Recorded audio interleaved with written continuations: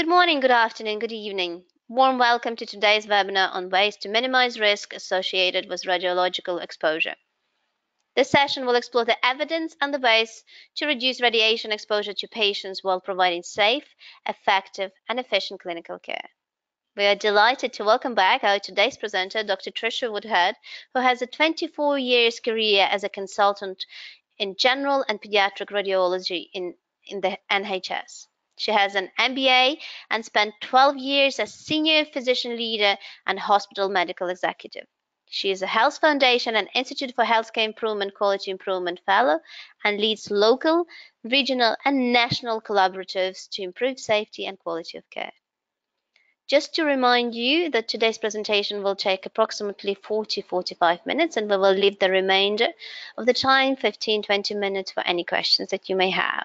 You'll be able to ask your questions throughout the session, so don't wait until the end. Type your question into the chat or question box provided.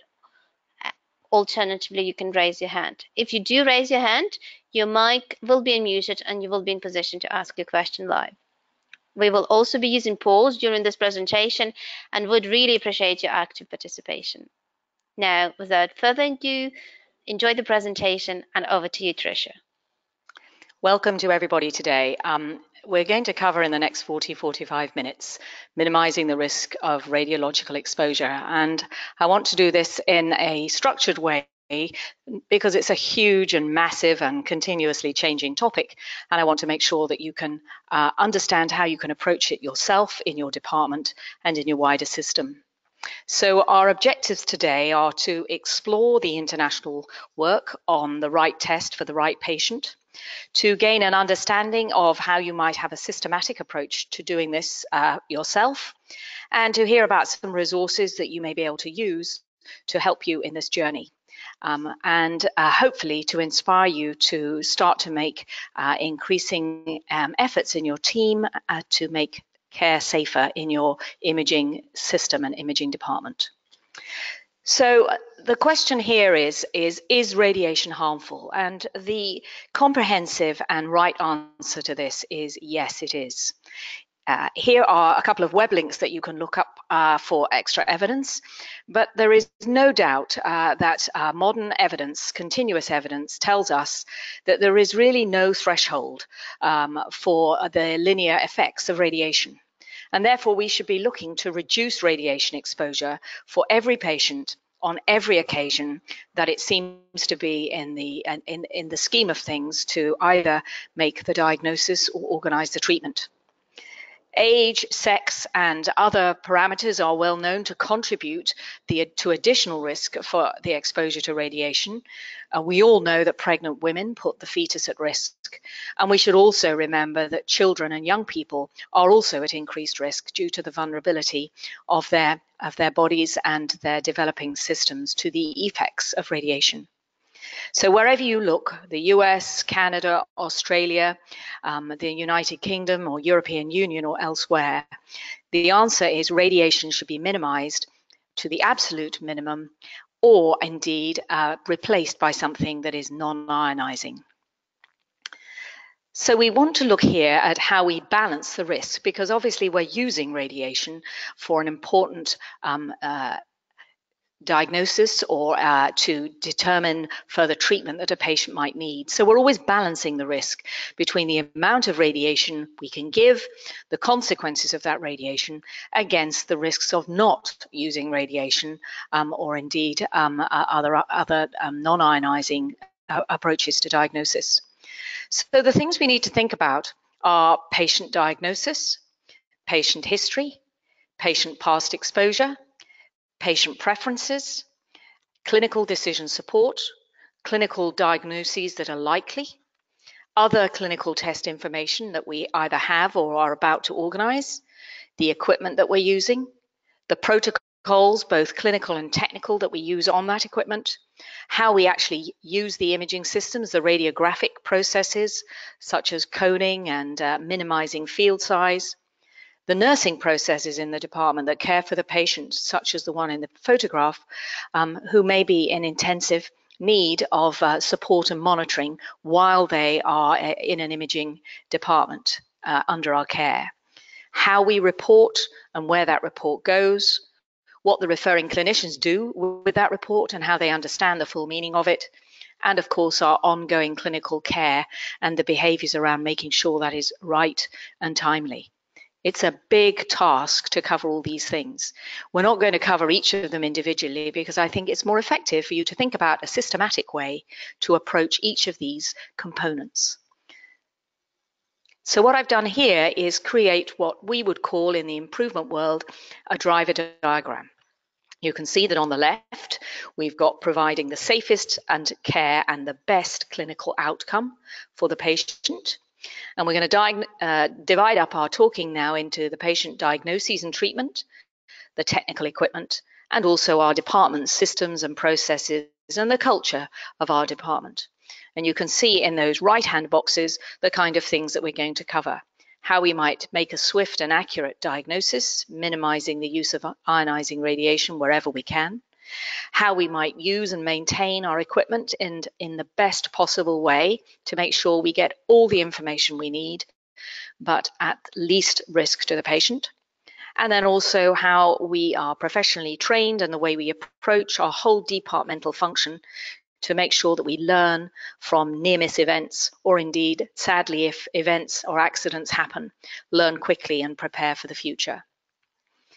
So first of all, to cover what we call imaging wisely. I've given a couple of links on this slide, which you'll have access to, but this is really all about communicating risk, selecting the right test and approach, and using a combination of imaging and other tests to get the maximum information that you need in the swiftest possible way with the least harm and indeed the least inconvenience to the patient. We like to think of safety as one of the components of quality.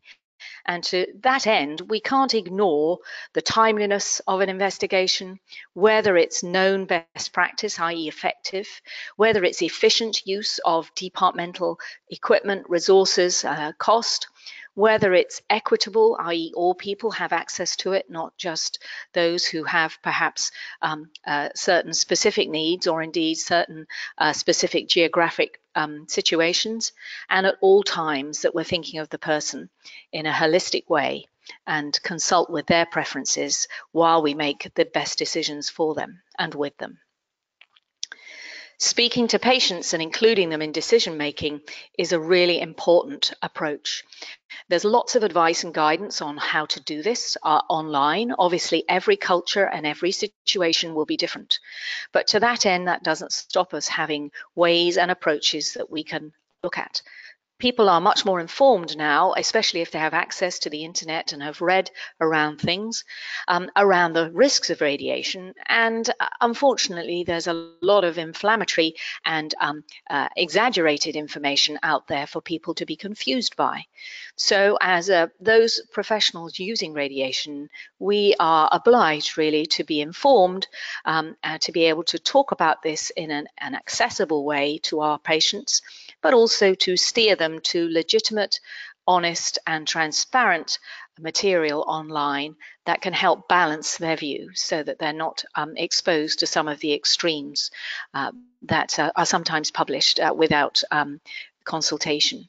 So we need to be accurate, we need to be thinking of the person, and at all times to assure them that we're aiming for their best clinical outcome and therefore advising and consulting with them on what we're doing. So patients as active participants in their care. So this is an example actually from MD Anderson's website, a huge cancer center in the US. And this is what they say to patients online before they're coming for a CT scan examination. CT scanning is really the area where most radiation is used and most frequently, and also where there has been the biggest growth in the use of imaging in the last decade, pretty much in every country. CT scanning is a fantastic tool, but it is also a tool that can be very much overused through taking little care to how it's used, when it's used, and the repetition of scans needlessly. So they tell people to ask these questions. to ask the physician, what are you wanting to find out through doing this scan? Is there a lower risk option that you could be using? A sort of prompt to us to say, could we do ultrasound? Could we do MR? How many scans will be necessary? Should I avoid having repeat scans too frequently? Could I have a copy of the scan and information about the dose? A little prompt to us as clinicians that patients know it's the dose of the scan, not the scan itself, that is the problem, and asking and prompting us to think more about how we might deliver that. So I would direct you to standards and best practices for imaging. There are plenty of them around across most of the big countries with big healthcare systems, and they can be easily accessed. Here is an iRefer system, which is in its 8th iteration, that was developed by the Royal College of Radiologists here in the UK and has been adapted and adopted internationally. It used to be free, now you have to pay for it, but become on a departmental basis, which gives everybody access to guidance around particular clinical scenarios, but also around specific tests. And is a really comprehensive, up-to-date manual on what you should be aiming to do in certain clinical situations. The RSNA, as well as the European Society of Radiologists, have combined together to provide a European iGuide, and this can be available in different languages. And this is another example of the same thing. Huge overlap, of course, but as in many situations, there are several versions to help you choose one that's right for your culture and your clinical environment. Here is an example of what the ESR portal would provide for you, and this particular page is available in many different languages for the European Union.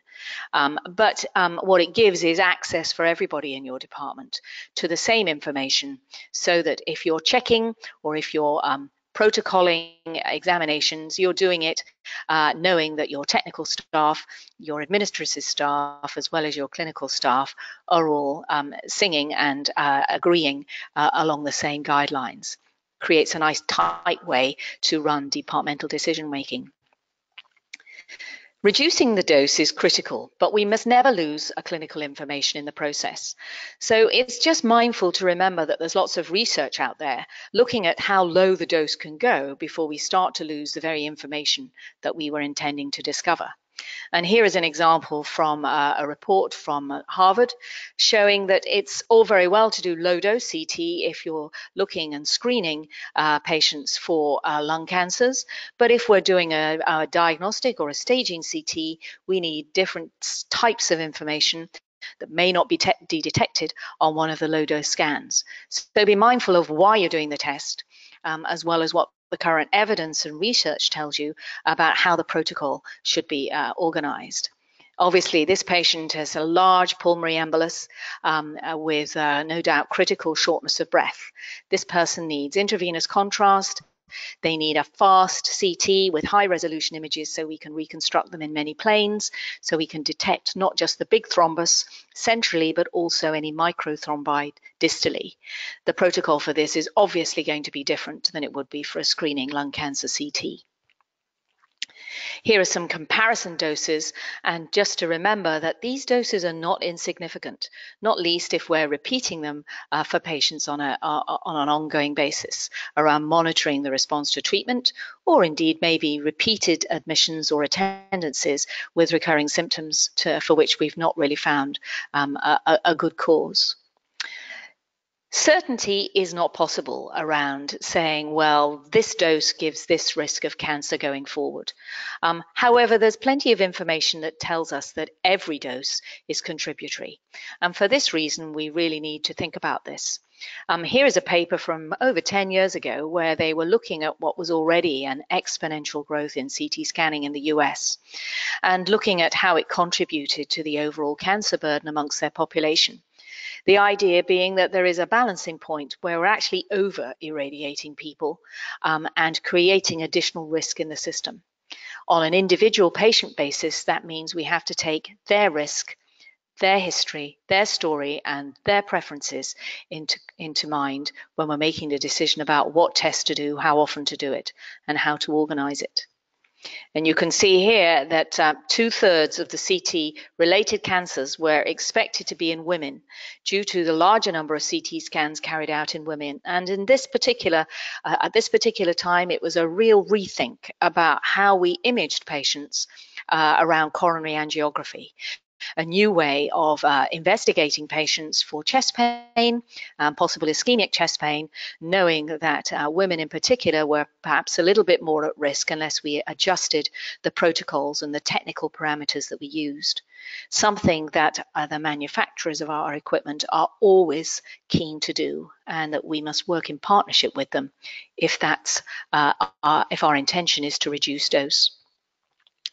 So here you can see that for 20-year-olds, the risk was doubled over 60-year-olds, mostly because it's the length of time you live after the radiation dose that in many studies seems to contribute to the overall risk. And of course, that is exactly the problem with giving unnecessary radiation to children. Their lifetime risk is increased because their lifetime is so many years. So make sure that the dose you give gives you the information you need, but isn't more than necessary. Make sure that in children you use children's protocols. I am aware in the past of departments that routinely used adult CT HEADS protocols for children, and that is obviously both irresponsible, but also technically is something so simple to change just by programming into your scanners, as you can now, the protocol for a child, and in all cases trying to avoid the lens of the eye if you're not going to reduce the diagnostic importance and accuracy of the scan in the process. So mean effective dose are very, very important to think about. And this is something that is a work in progress as we more frequently use ionizing radiation, often in the form of CT, to diagnose symptoms and signs and follow up patients with long-term conditions. One particular paper looked here at children with cystic fibrosis, obviously children who are at frequent risk of being imaged, whereas in the old days we would have done chest x-rays to look at these children for their recurring infections. Now CT scan is the first go-to test in many cases. So thinking of the judicious and careful use is absolutely vital. And here is a link to a great paper that explains why that is so important. And if you're having discussions with your clinical colleagues, we'll give you extra evidence to use to think differently about how you scan these children or indeed any children. So reviewing imaging strategies in various conditions is really important. And I've given you some examples here. Sometimes it's around specific tests, sometimes it's around specific clinical scenarios, such as the standards here for trauma radiology, which also expand into thinking about departmental risk. Just things like the temperature of the CT scanning room for major trauma patients, the communication with the referring doctors, the monitoring of patient observations while they're in your department, and knowing where the equipment if there is for example, a cardiac or respiratory arrest, so that the patients aren't at added risk in your department on top of the risk that they already have through the ionizing radiation that you're using. So I'd just like to ask those listening today whether they're familiar with how they would access information, and whether they're using it on a regular basis in their departmental work.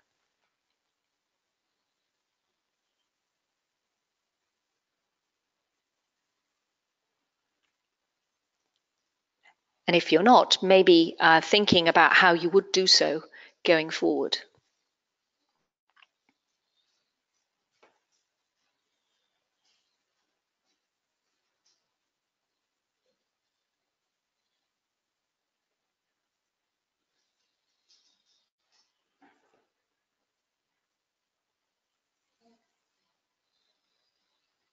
So let's move forward.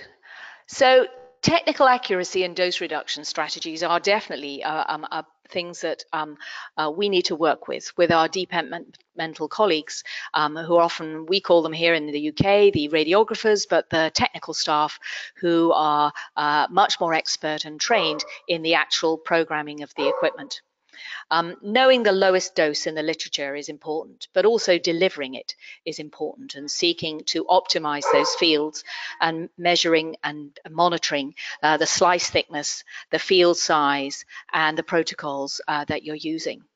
So again, lots of international collaboration on this, not least because the manufacturers of all the equipment we use in an imaging department is an international business.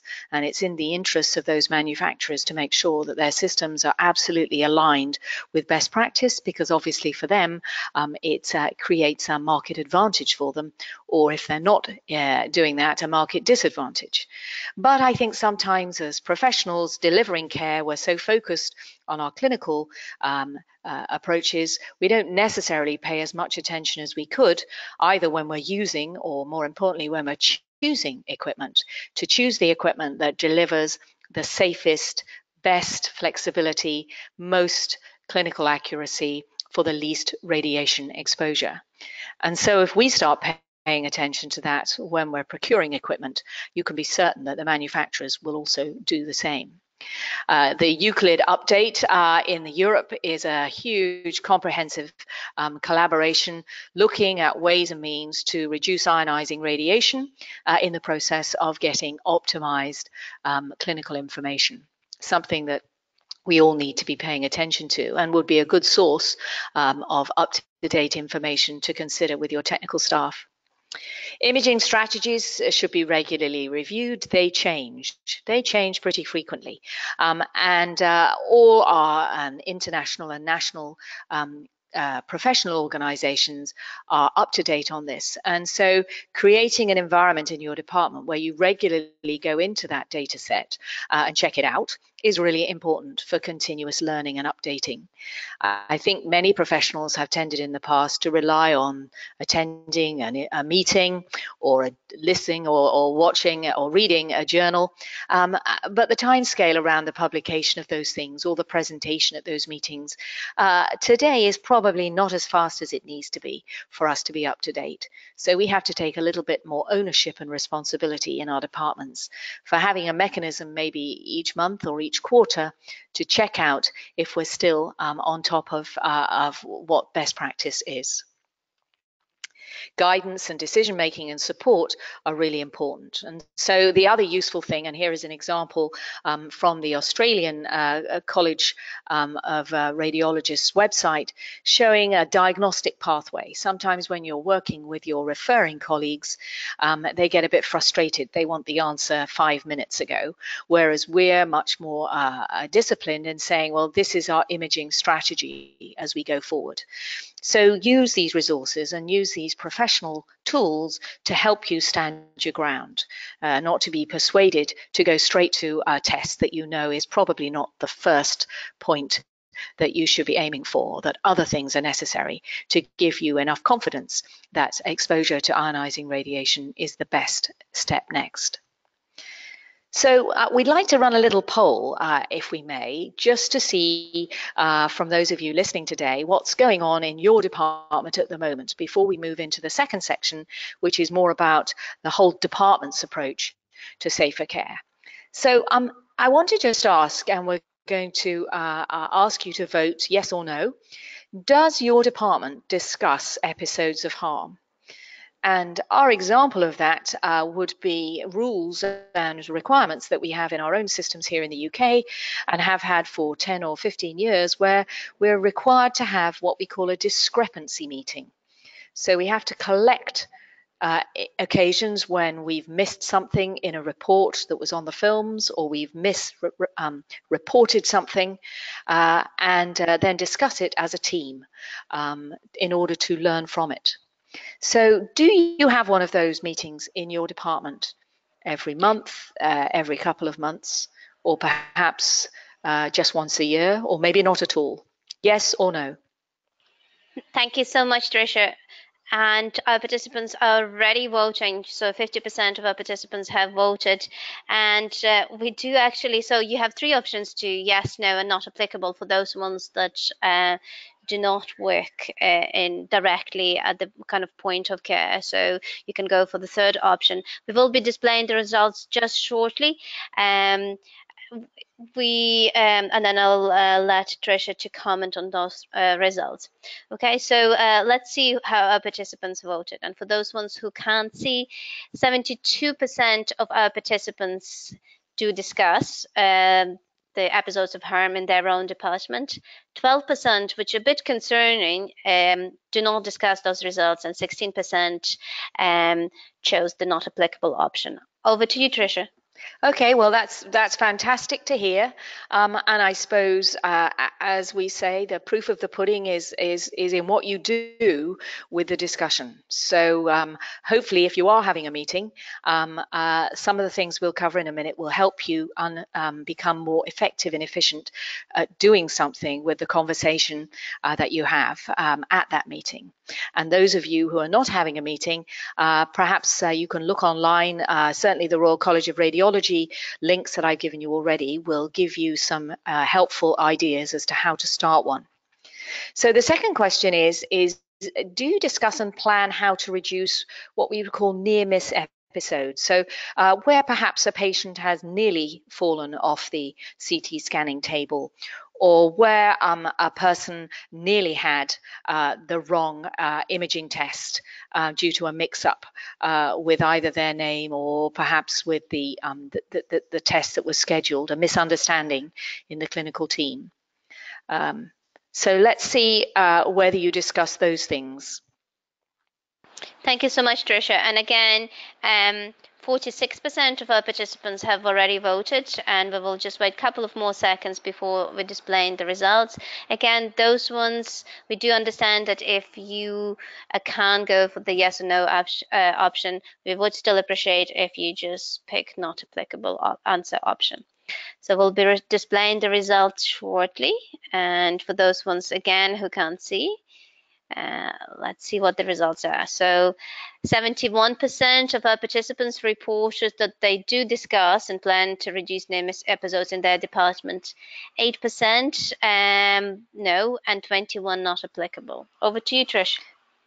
Yeah, well, that's also good to hear, and hopefully that, to some extent, I suspect there's an overlap between the people who are having regular discussions about errors in reporting and those that are discussing the events that that were a close shave, we would call it, or a near miss.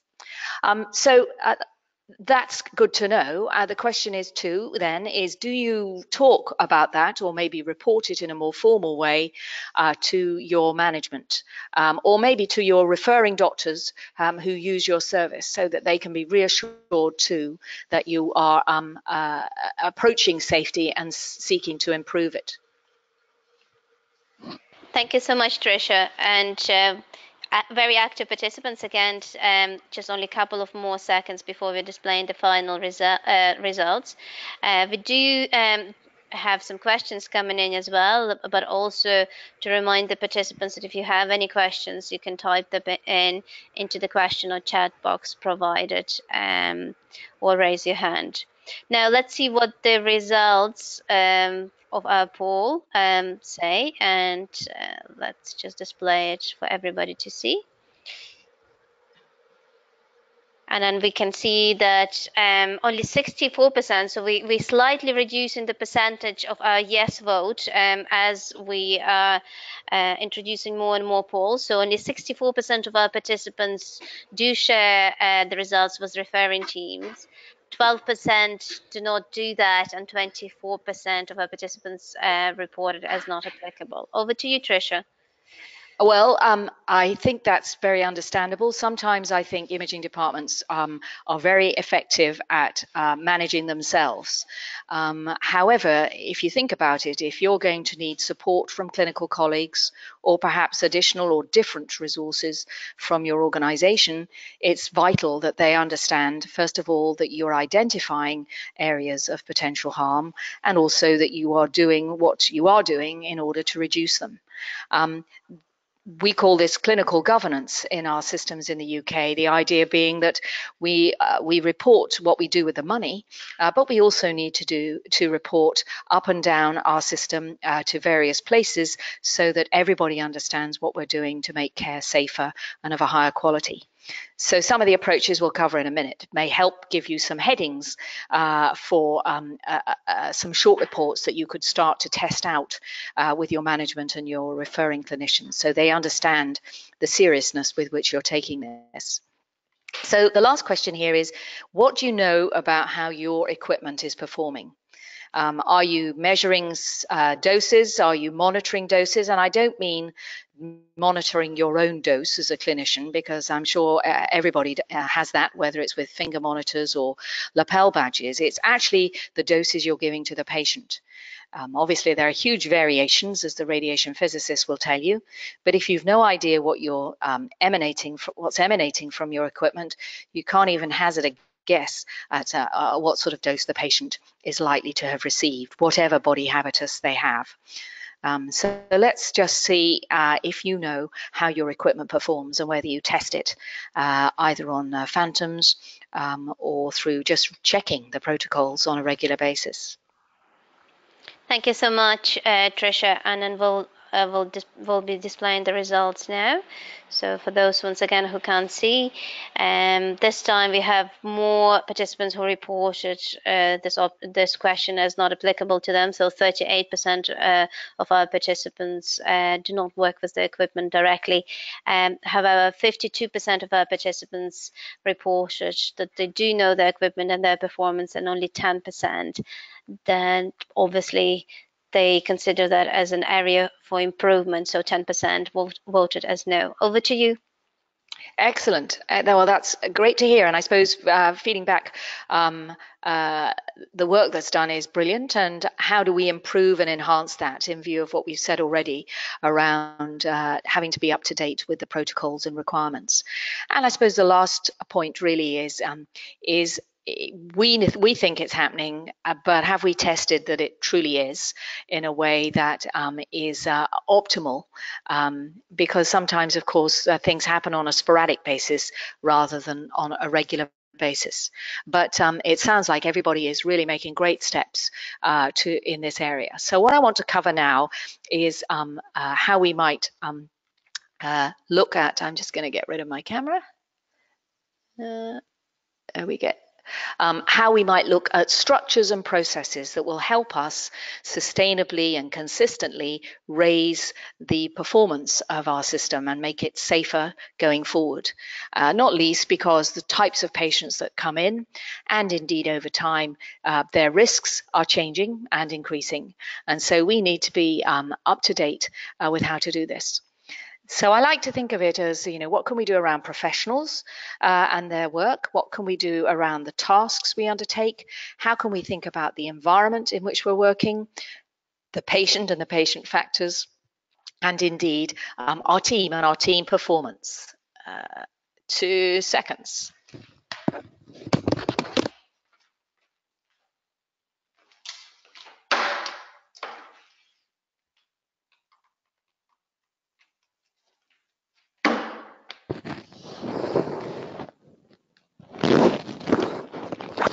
Apologies, everybody, on that. Flat battery. I hope everybody's back with me again now. Yes, we are. Good. Thanks, Juliana. So this is a really good video that if you think that your department needs a bit of a refresh about thinking about patient safety, this is a story that's very sad and tragic, but is extremely well explained in this YouTube clip, which has been viewed by many, many thousands of people and really served as a prompt here in the UK to make interventional radiologists, but indeed departments as a whole, think a little bit differently about how they needed to change the way they worked to minimize the risk to patients, not just of the radiation, but of all the other things that go on in a team and in a department around human factors, how teams work to deliver safest care. It's a quite an emotional clip to watch, but it had a profound effect upon our profession here and made people really think a lot more seriously about what they needed to do about the environment, the task, them as professionals, the team, and indeed the patient. Looking at something more wide-ranging, but will give you a lot of insights into the need to think about measuring and monitoring patient safety in an ongoing way, is this document, which you can freely access online through the Health Foundation, and is a very comprehensive survey and summary of all the research that's been done around patient safety.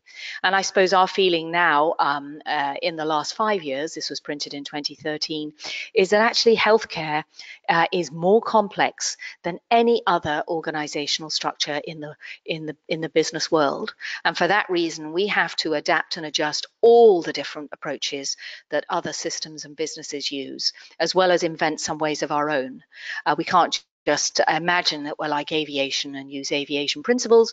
We have to be a lot more imaginative and creative than that. So the work now around patient safety, it gives us a feeling that we can make our care more reliable. That's the top 3 boxes. Because when we're really reliable, the patient gets the best care every time. They may, if we perhaps have a minor variation, they may have good care with a little bit of variation, but they don't come to any harm, or they only come to very, very minor harm. But once we get into not managing risk or being very unreliable, then poor care is the outcome. And sometimes, tragically, that ends in disability or worst of all, the patient dying needlessly. So this text, and I've given you the link here to be able to access it, is free, is a very comprehensive 2017 view of patient safety, because the more we try and become reliable, the more we're learning. So what the suggestions are here is that you start thinking about your department in the context of, was it safe yesterday? And it sounds like many of you are looking at that now through past events. Is it safe today? And some of you will be covering that when you're looking at near misses, but perhaps not comprehensively enough yet. And importantly, is it going to be safe tomorrow? Knowing what we know now and knowing what tomorrow is likely to bring, what adjustments and changes do we need to make? So we call this the 5 red circles, and we like to think of our governance meetings or our team meetings or our department meetings so that the agenda is organized to cover past harm, how reliable are we at our key processes, are we sensitive to today's pressures, are we preparing for tomorrow, and how do we continuously learn?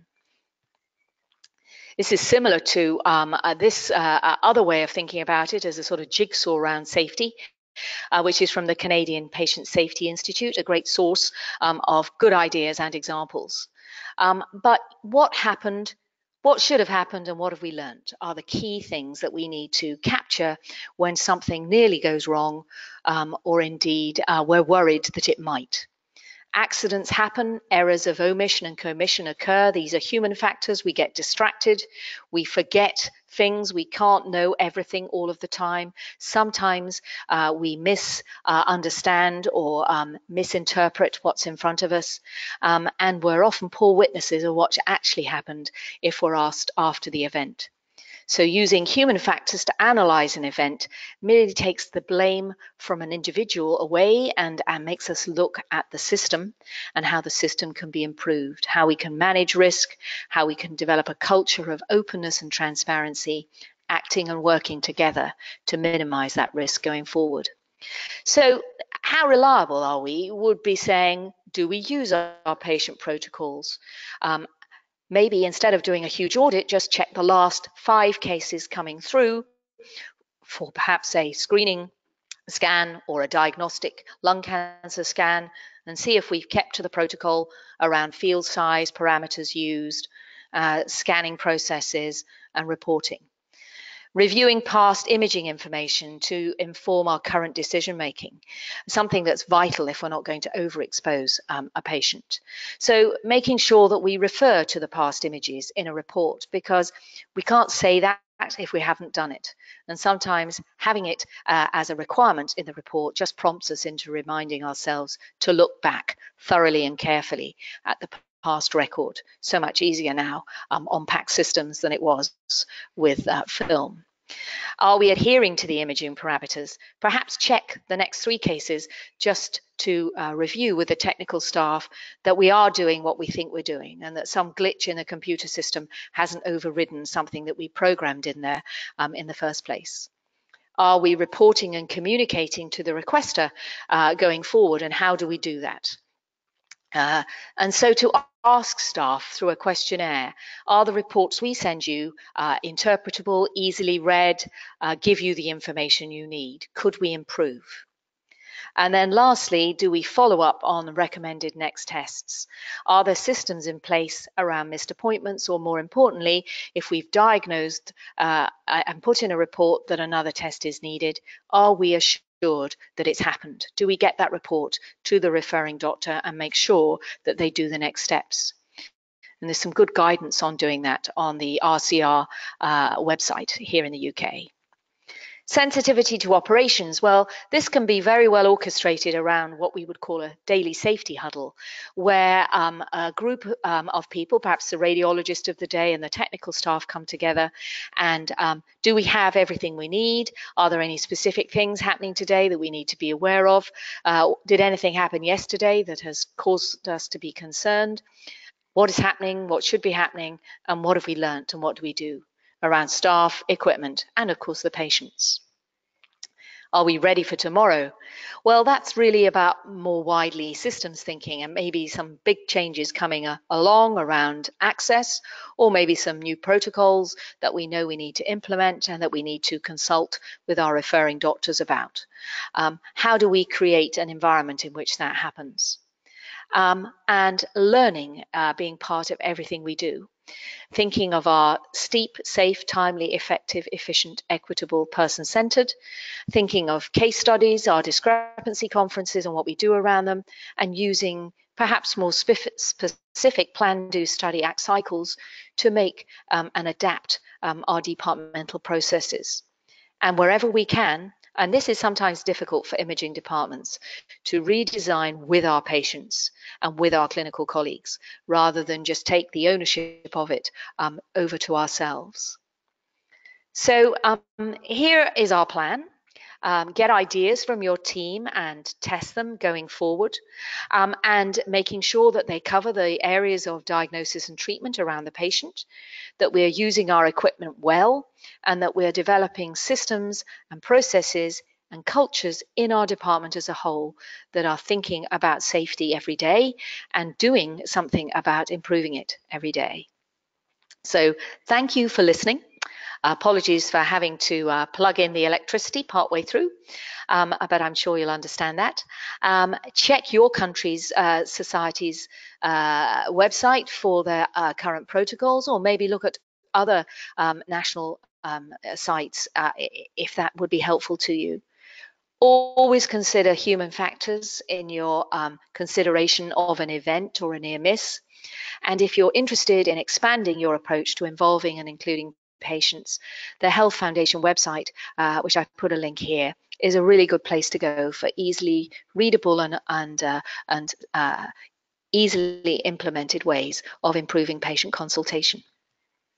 So it's up to me now to try and answer some of your questions, and I know Juliana is in charge of that.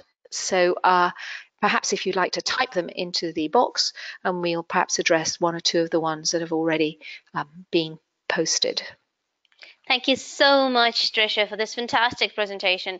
And we do indeed have a number of questions that I have lined up there for you. So we still have time for other participants to type them in. And I suppose we will start addressing those questions straight away to make sure that we address as many as we can during the session.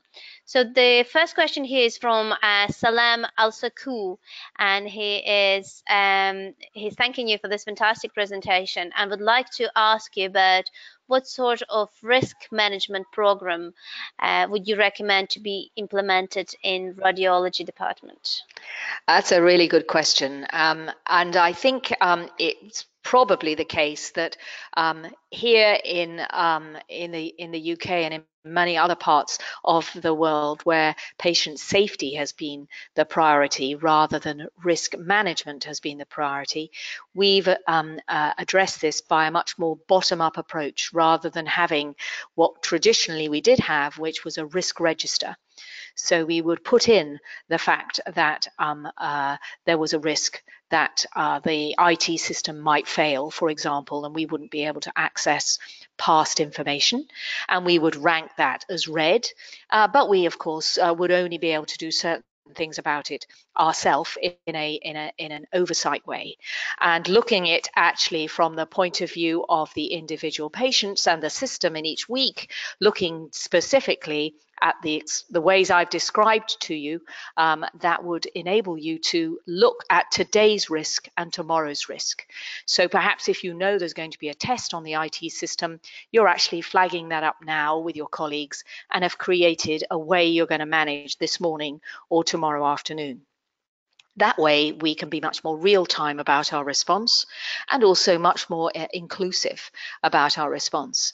So I would really promote this idea of safety structures, safety huddles, and addressing safety as the priority rather than addressing risk.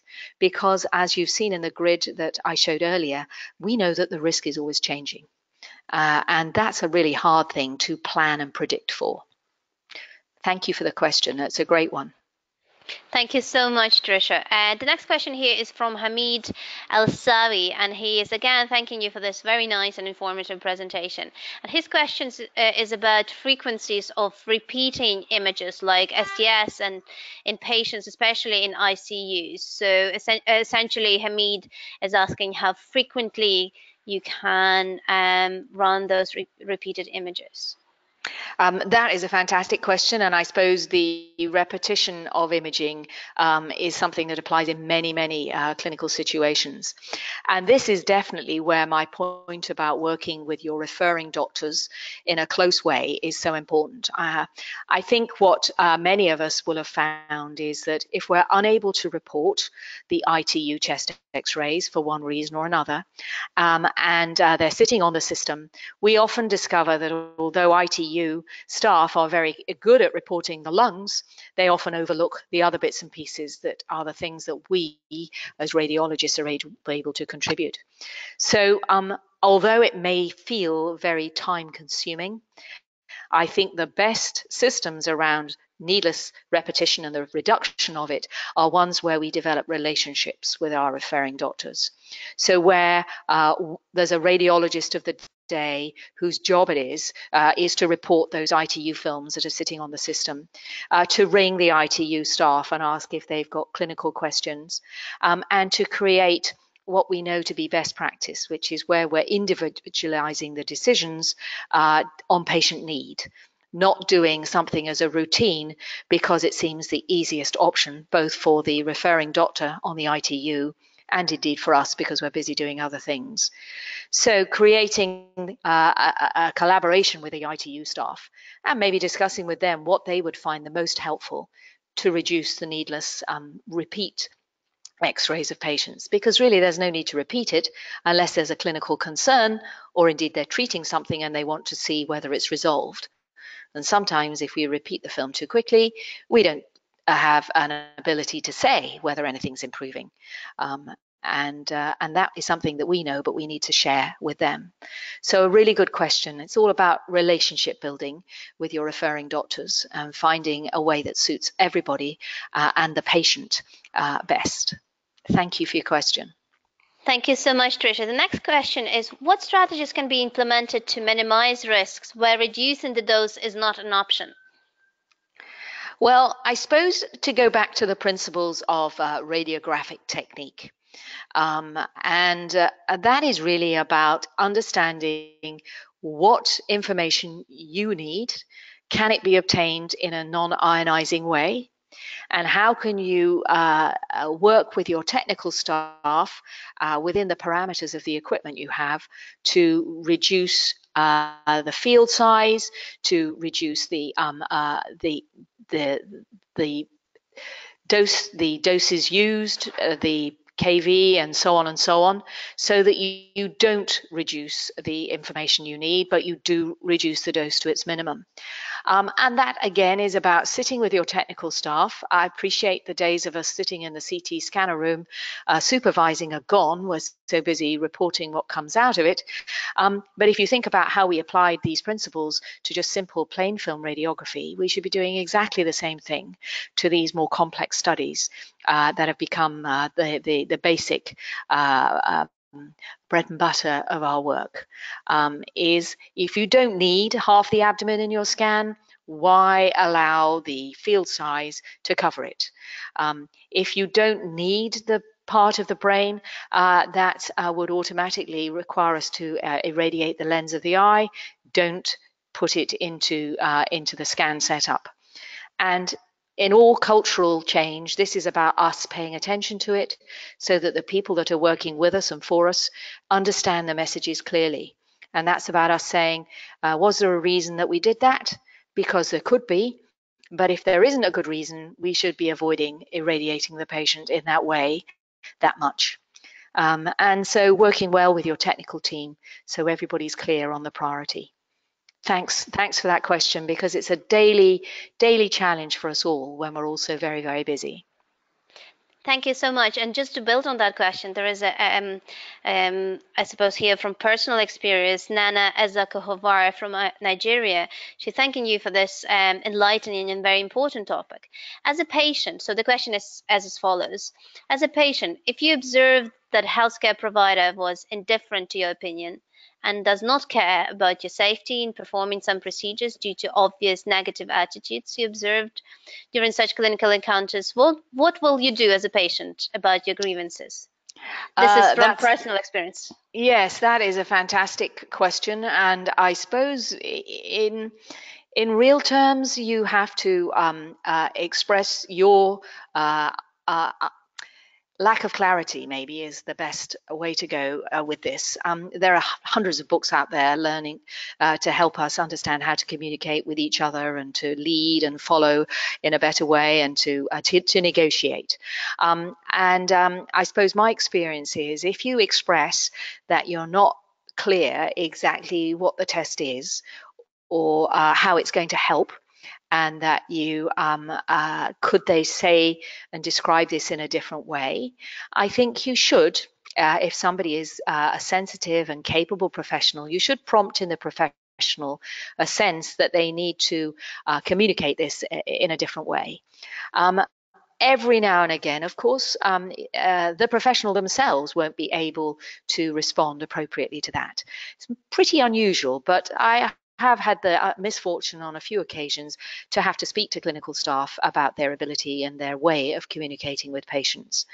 But on the whole, I think as a patient nowadays, it's quite within your rights to say you're not 100% clear about what's going to happen or why that's the best next thing to do, and to preface that sometimes with all due respect to your professional skills and competence. It's just that I'm not really understanding this as well as I would like to before we set off on the next test. And so that's something that, in a way, that very first slide I showed you from MD Anderson was trying to encourage patients to have confidence that these are the questions you could ask, that you should ask. And as professionals, this is what we would probably expect you to ask if you're not certain and you're not clear about what's happening. And maybe that's a conversation to have in your clinical department if you're a professional too, about, how would we respond to that question from a patient? What would be the polite way to go about it? And sometimes, of course, in other aspects of clinical practice, we have people in the team who are specifically trained to have those discussions with patients. We call them specialist nurses often in this country. But that doesn't in any way detract from the fact that us as radiologists or radiographic techs have to be proficient at this too. So that's a really valuable question, and thank you for asking. Thank you so much, Trisha. The next question here is from Rajiv Argaval, and his question is as follows. The radiation safety guidelines are available and probably even known to healthcare workers, but since the affected person is a patient and not them, in inverted commas, the doctors, they're not bothered. Lots of investment goes into infrastructure establishment and the financial returns are needed. Also, referring doctors get financial cut in Rajiv's opinion. Um, so also now doctors rely more on lab and equipment diagnosis rather than the clinical diagnosis, hence excessive radiation exposure. How do you think this can be addressed? Well, I totally agree with those observations that often the default position for a clinician with a patient is to ask for imaging and lab tests rather than apply those principles that many of us will have learnt of taking a history and examining the patient. And I suppose I understand why that might be, because in their experience, imaging in particular comes up with things that you couldn't possibly have felt or implied from even an excellent history and an excellent examination. However, I think this has been addressed in part, and I think it's up to us to use this as our backstop. And that's around the imaging wisely. The idea being that we are the custodians of the use of radiation because we're the ones with the license to press the button or indeed sanction the test. And for that reason, we need to take our responsibility very seriously. And although I agree, patients don't seem to be very bothered, I think they are increasingly concerned about it, not least in countries where there does seem to be more access to high dose radiation studies than there ever has been. And I absolutely know that when things go wrong, or indeed patients develop an unexpected malignancy, there is a huge concern from that patient and family. Similarly, when we overlook something that could have been spotted early, there's huge concern about that.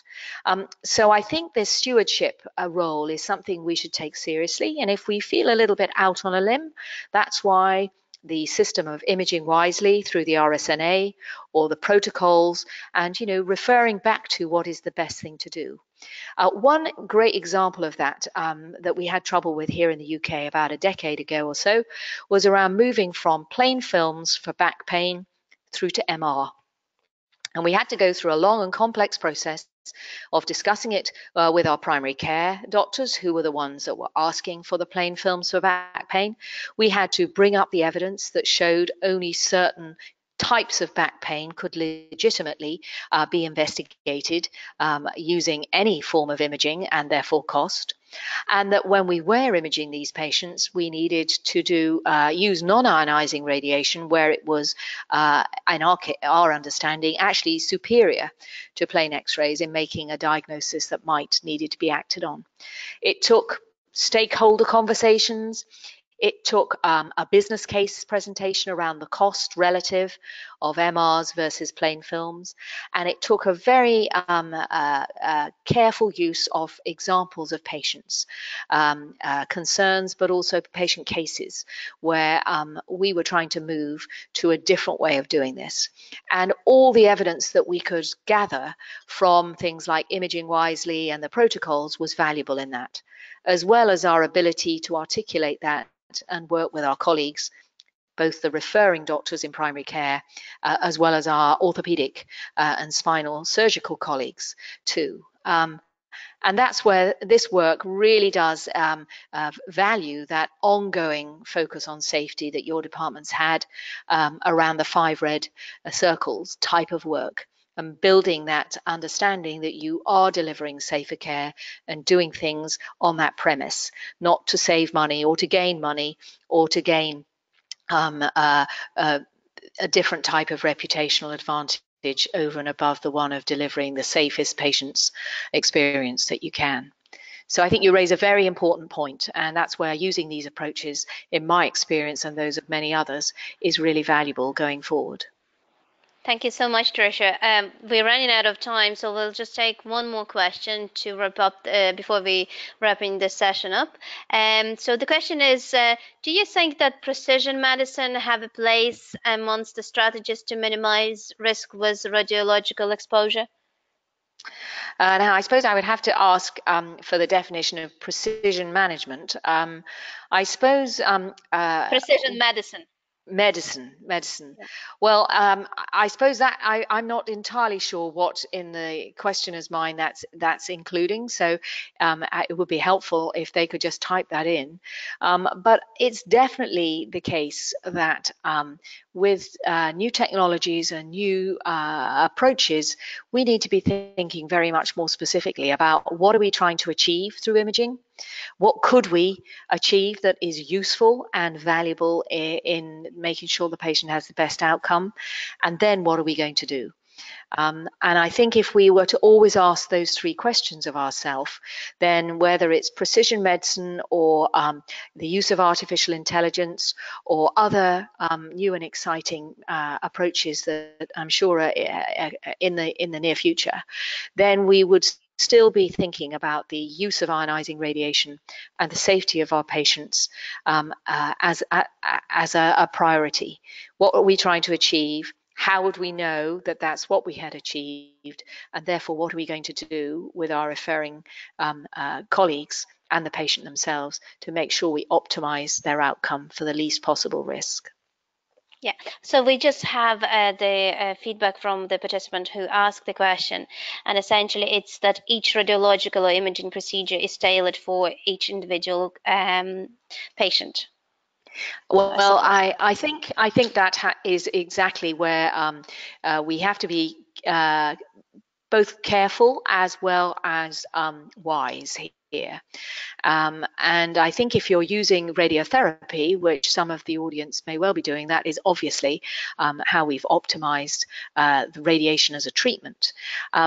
With regards to imaging, rather than maybe necessarily personalizing it, it's about taking into account those diagnostic factors, past history, past imaging, optimizing the current way forward in a way that makes sure that we get the best information we can. Obviously, we have to balance that with the effectiveness and efficiency of our department. But I really think that if we work together with our technical staff, we can get pretty close to precision medicine at the same time as maintaining a considerable efficiency on our equipment.